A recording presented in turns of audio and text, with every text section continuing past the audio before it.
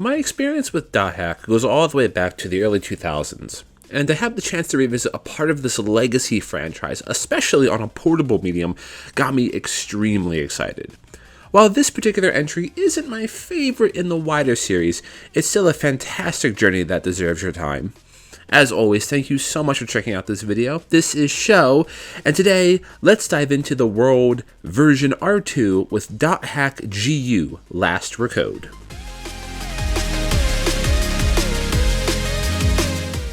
For the uninitiated, .hack is a multimedia franchise conglomerate that was originally birthed by CyberConnect 2, those legends that made the Little Brock series. Check out my review of Fuga Melodies of Steel. It's an honest masterpiece. And Bandai Namco Entertainment, of which I'm sure you already know of. The series premiered as an anime in 2002 under the name of .hack Sign, and upon the anime's completion, the first in a quadrilogy on the PS2 was released that continued the narrative. This eventually grew to encompass multiple movies, manga, games, and more. Needless to say, the lore of .hack is massive, and no 10 to 20 minute game review could possibly give it justice. For the sake of brevity, just know that .hack is essentially the original online game isekai adventure, where players play in a virtual MMO known as The World. The issue is that some players, under mysterious circumstances, end up in comas after playing the game. The focal point of the stories in the .hack universe is to investigate the cause of these comas. Now, as for GU, this takes place towards the latter half of the timeline, after the original anime, manga, and games. Originally, GU was a trilogy on the PS2, but upon its PS4 remaster in 2017, it received one more edition, making it another quadrilogy. So, for the last Recode release, you are getting 4 full-sized JRPGs, plus loads of extra content, including the Terminal Disc. The Terminal Disc was actually a collector's edition disc from the first release of GU that provided about 2 hours of extra recaps and information that help lead into the GU saga. This isn't necessary to know to enjoy the game, but it does kind of better help understand some of the aspects of the lore if you're very interested. As for the core plot of GU, you are Haseo, and you are looking for a player killer called Tri-Edge, who PK'd your close friend that sent her into a coma. This leads to an amazing adventure to uncover the truth of the world and the conspiracies in it.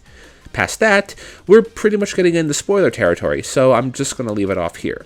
However, I will say that the narrative is very strong, and you genuinely find yourself engrossed in the mystery.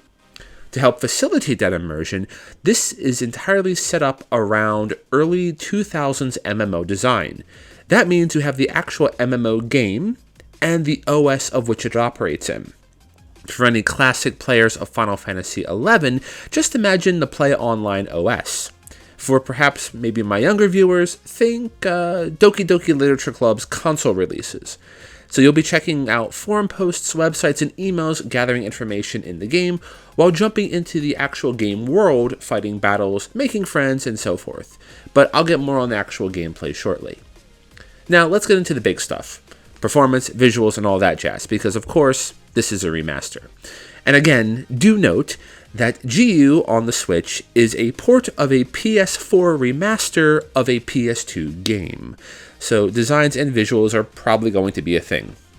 Now, as for the visuals, .hack has always had a unique visual design, and GU by no means has moved away from that. Many of the areas have vibrant, colorful zones, the character designs are unique and quite charming, and the remaster does justice to this. It scales this up to proper HD and looks absolutely beautiful, adding more color and more vibrancy to the scenes. And it adds it without any extra stress to the performance. Though, a big point to mention, this was a PS2 game, so characters back in the day tended to be more active with their movements to express emotions. You know, back in the day, we didn't really have all the resolution like we do now, so this was a way for devs to help expressions. For this reason, don't always expect to see a pair of lips moving when the characters are talking. This may be jarring if you're not used to it, so just a fair warning. Audio-wise, .hack has always been known for an amazing soundtrack. In fact, after this video, search In the Land of Twilight Under the Moon, and that's the kind of music you can expect when things get real. GU doesn't disappoint with its audio as well. Everything is curated beautifully to really drive the experience home. This extends to the sound effects and the voiceover performances as well, because some of them are absolutely fantastic, even ones you wouldn't expect. This saga is honestly a feast for your ears. And as for performance, it doesn't suffer, as it shouldn't. This is a 15-year-old game series with a remaster that was given a lot of love from its creators. Again, CyberConnect to everyone. The point I would make is that I feel there's a slight input delay during combat, but then again, that could also be me trying to interface with a PS2 era system. But otherwise, it's a solid port. You'll have no issues with it.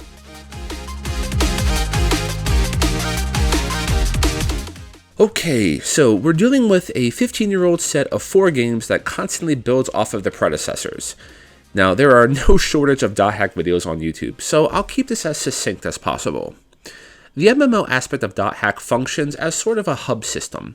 Your base of sorts is a hub city, and by using a device called a Chaos Gate, you can warp to field zones or dungeons to explore and battle. These zones are generated by a sequence of 3 words that you input at the gate. As you progress through the game, more keywords become available, allowing you to visit higher level zones and special areas for unique items and equipment. The game also employs a classic MMO design, as you could trade with almost any NPC, and things like guild homes, alchemy systems, item stat customization options open up as the game progresses further. The battle aspect of .hack then is modeled after an action game. I would most closely relate it to the Tales series, or perhaps Star Ocean, to be honest. Battles seamlessly transition from the field to a small circular area that you have direct control over Haseo. In battle, Haseo can move and attack freely by pressing A, guard by pressing B, and use skills via a skill trigger that can be hit with the right bumper. Additionally, through leveling and spell scrolls, you can also use magic by going into a battle menu and selecting them manually. Items can also be used in the same fashion. An important thing to point out is, unlike its preceding series, the original .hack quadrilogy, going into a menu during battle freezes the battle until you are out of the menu. So if things get too dicey, you can rely on that to take a breather and pick the skill or item you really need when strategizing. Skills are worth a bit more of a discussion, as many of the game's more complex systems revolve around them. All the skills have a cooldown of sorts and require some amount of SP, kind of like a magic point, to use. So you can't really, go gung-ho on skill chaining. But the skill system plays into 2 very important other systems, canceling and rengeki. Canceling is most used for countering enemy player AIs. Basically, if you're fighting in the arena or in some field zones, you may encounter enemy player killers that you'll need to fight. Like you, they have skills accessible. By using your skill before you finish casting theirs, you can counter and cancel their skill from being used. This is a critical component of arena matches, as many enemy player skills are quite powerful.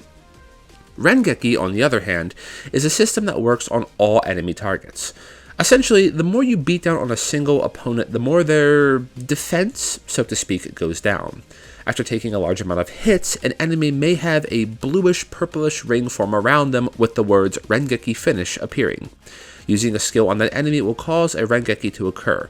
This gives extra damage for the skill, and for every successful Rengeki that you do per battle, you receive a small increase in XP gained. So it's 110% worth doing Rengeki every time humanly possible. It's also important to note as well that successful Rengekis also increase your Awakening gauge. Now, the Awakening gauge is basically a party-wide limit break gauge. At 100%, by hitting Y, you can get a massive party-wide stat buff that will help everyone burn the enemy down. What's actually cool with this system is that the buff can be adjusted prior to battles depending on your team composition. For example, the Beast Awakening adds buffs to attack and attack speed, whereas the Demon Awakening allows for the party to cast powerful magics that are opposed elementally on the chain. It's important to note that there are other systems and battle types introduced later in the game and the series as a whole. However, covering those topics would actually be pushing in the spoiler territory, so I'm going to have to stop at this point. Now, given that this is indeed a PS2 era game, I feel that some of these systems are likely outdated and a bit too clunky at times, especially moving between attacking and guarding. For this reason, some players may find battling a bit slower or not as responsive as they wish. I know I had to personally make some small adjustments from what I'm used to. For newcomers, the game, despite its slightly clunky feel, does an excellent job of easing you into all of it. In fact, I would argue that GU has a very meta tutorial system that doesn't break away from too much from the narrative. However, it doesn't also really push you into the deep end. So things are simple to pick up, but require a little bit more concentration and focus as the battles and challenges increase.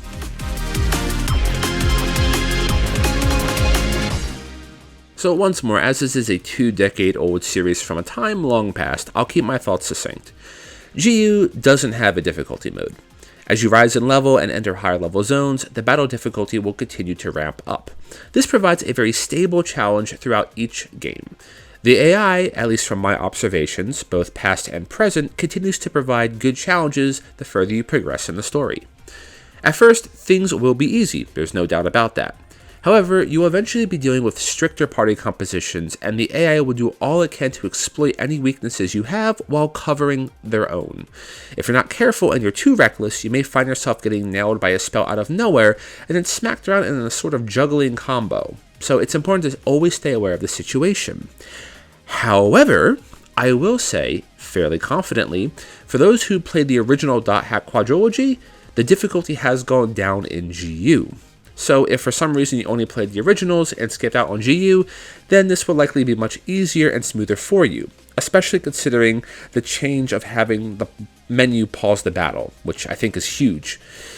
However, in either case, it's still an enjoyable experience, and you will definitely have a good challenge throughout the entire game.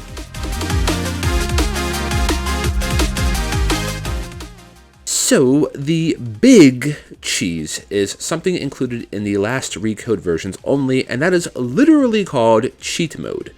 So when starting a new game, you can turn on cheat mode, which has your Haseo start at an extremely high level, which is usually past the level cap of that specific game, with the best equipment you can get, and some good money and items. Naturally, this completely trivializes the entire game. However, the turn-off of cheat mode is that you cannot take advantage of the .hack character transfer system. Essentially, .hack was one of those first games that allowed for your character to be moved from Part 1 to Part 2 to Part 3. This would allow you to start the subsequent games with everything you had at the end of the previous episode. That means special items, desktop unlocks, equipment levels, and more would be carried over, allowing for a smoother opening. This also added to the immersion and the narrative as you were assuming the role of Haseo fully, making the experience a bit more personal, and if I vaguely recall, giving you a few extra bonuses. Now, honestly, the decision is yours entirely. The game advises to use cheat mode if you are only interested in the story, as GU can get a little bit grindy sometimes, or if you've already completed the series before, likely to help unlock some of the terminal disc goodies quicker. For me, I was looking for the authentic experience, so when I re-rolled, I went for the original mode. Aside from that, there are a few points to keep in mind with GU. First, when leveling, go to zones about 2 or 3 higher than your level. The experience will be much better. You'll get better items, and you can handle the battles fairly easily with very little stress. Next, your allies are 100% NPCs. All your party members are NPCs, so you cannot directly equip them.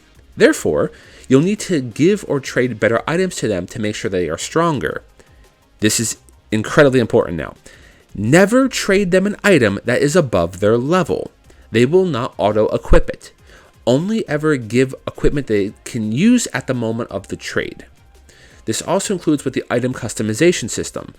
Your allies will never use items in your inventory, so if you want to use the customization system to give their weapon a certain elemental property, you'll need to trade or give them the item that causes the property first.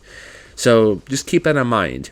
Your inventory is not your allies or your party members' inventories. You'll need to do trades or gifts specifically to build the characters the way you need them. Next up, ABR, always be Rengeki-ing. Extra damage, XP boosts, and everything for the party's awakening gauge will always be appreciated, especially at some of the harder kind of post-game like super bosses really require having an awakening gauge right from the start.